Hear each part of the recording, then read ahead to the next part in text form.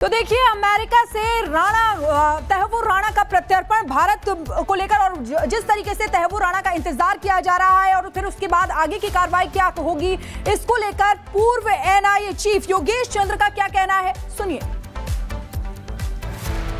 देश के लिए, मिनिस्ट्री ऑफ एक्सटर्नल अफेयर्स के लिए और एनआईए के लिए ये बहुत बड़ी अचीवमेंट है। आप जानते हैं कि ये 15 साल पुराना मामला था। इसमें कितना प्रयास किया गया है ये तो सिर्फ एनआईए के वो ऑफिसर्स ही जानते हैं जिन्होंने इस केस पर काम किया है। पहले तो अमेरिकन अथॉरिटीज़ को कन्विंस करना था और फिर अमेरिकन अथॉरिटीज़ ने को इन टर्न यूएस की कोर्ट्स को कन्विंस करना था इस आदमी की, तहव्वुर राणा की एक्स्ट्रेडिशन के लिए। तो इसमें रेगुलरली अमेरिकन अथॉरिटी से क्वेरीज आती थी जिनका जवाब एनआईए देती थी और डिफरेंट लेवल्स पर इस केस पर काम किया गया। पॉलिटिकल लेवल पर केंद्र सरकार ने काम किया, विदेश मंत्रालय ने अपने लेवल पर वहाँ के विदेश मंत्रालय के साथ काम किया और एनआईए ने वहाँ की प्रोसिक्यूशन एजेंसी के साथ काम किया और बहुत एफर्ट्स के बाद, मेहनत के बाद ये संभव हो पाया है। गृह मंत्री ने साफ तौर पर कहा कि कूटनीतिक भारत की जीत है, एक बड़ी जीत के तौर पर इसे देखा जा रहा है। हमारे 3 सहयोगी लगातार बने हुए हैं, सुमित, काजल और सत्यप्रकाश मुंबई से। सभी लोग जानकारियों से भरे पड़े हैं, लेकिन अपडेट क्या है, सबसे पहले सुमित से जानेंगे कि सुमित, एनआईए मुख्यालय की बात की जा रही थी, अभी एक ब्रेकिंग न्यूज हमने दर्शकों को बताई, सुरक्षा कड़ी कर दी गई है, अपडेट क्या है?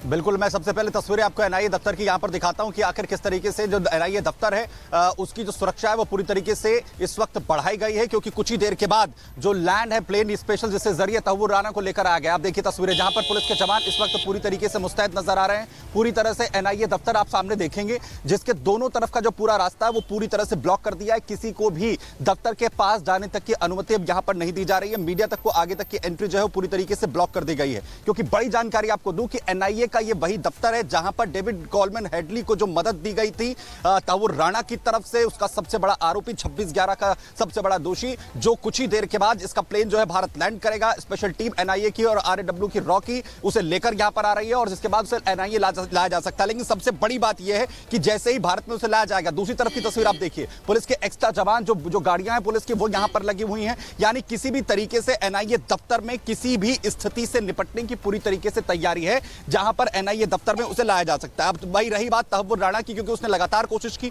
कि उसकी जान जो है वो किसी भी तरीके से बच सके, भारत उसे प्रत्यर्पण जो है वो ना किया जा सके। पार्किंसन बिल्कुल सुमित, आप नजर बना के रखिएगा, आपके पास वापस लौटेंगे। इसी बीच काजल हमारे साथ हिंडन एयरबेस से जुड़ी हुई है, उनके पास जाना चाहेंगे। काजल, देखिए कुछ घंटों का वक्त और उसके बाद तहव्वुर राणा जो भारत की जमीन पर होगा, आप वहां पर मौजूद हैं, क्या अपडेट है आपके पास?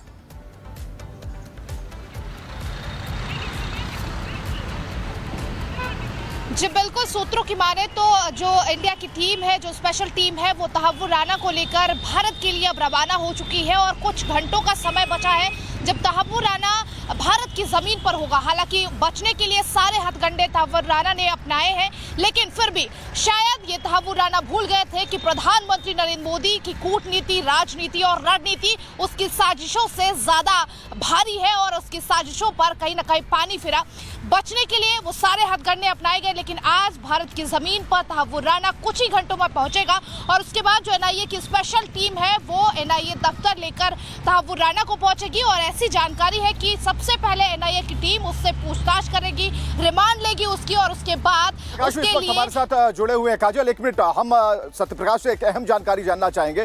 सत्यप्रकाश, अभी तो जमीन पर उतरने की बात है तहव्वुर राणा की, लेकिन जेलों में तैयारी शुरू कर दी गई है। मुंबई के आर्थर रोड जेल से खबर आ रही है कि वहां भी सुरक्षा बढ़ा दी गई है।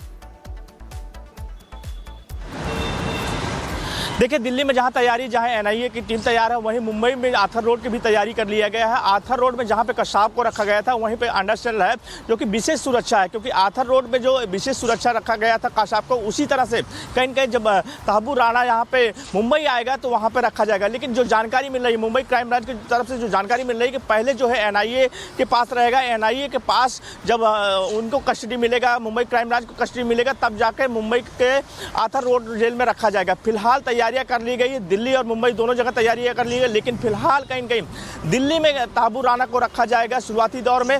इसके बाद जब NIA से कस्टडी लेगी मुंबई क्राइम ब्रांच, इसके बाद मुंबई लाया जाएगा और आर्थर रोड जेल में, जो कि विशेष सुरक्षा वहां पे तैयार किया गया है, वहीं पे उसको रखा जाएगा। जी बिल्कुल सत्य प्रकाश, आप तीनों हमारे साथ बने रहिए, आपके पास वापस लौटेंगे, नजर बना के रखिएगा। और हम अपने दर्शकों को बता देते, देखिए कुछ घंटों का इंतजार और तहव्वुर राणा भारत में होगा, लेकिन अब भी माया नगरी को दहलाने वाले कई लोग ऐसे हैं जो भारत के शिकंजे से दूर है और कई ऐसे हैं जिनको सजा मिल चुकी है। एक रिपोर्ट इसी से जुड़ी आपको दिखाते हैं।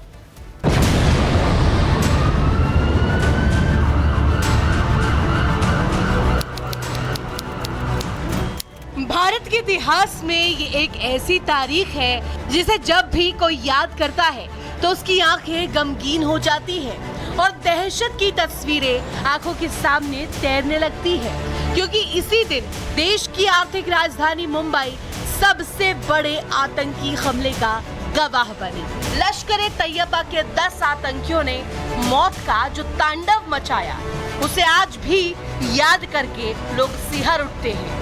अब से बस कुछ ही घंटे बाद माया नगरी को दहलाने और सैकड़ों लोगों की मौत का जिम्मेदार और इस हमले का मास्टरमाइंड तहव्वुर राणा भारत की सरजमी पर होगा।